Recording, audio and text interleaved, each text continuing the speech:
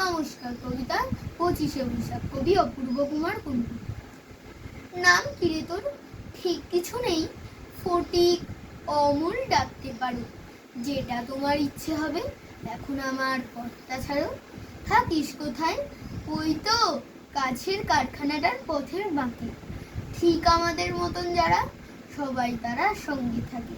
কাজটা কি তোর? গান গেয়ে রোজ লোকাল ট্রেনে ভিক্ষে করি।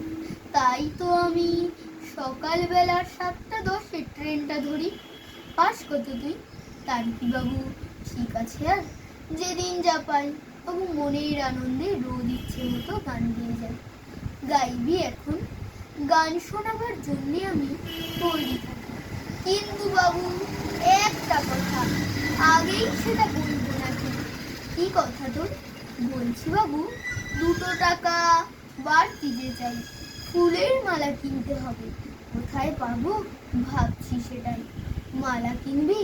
হ্যাঁ গো বাবু, ক্যালেন্ডারে আমার ঘরে রবীন্দ্রনাথ ঠাকুর আছেন, তাই তো এমন ইচ্ছে করে।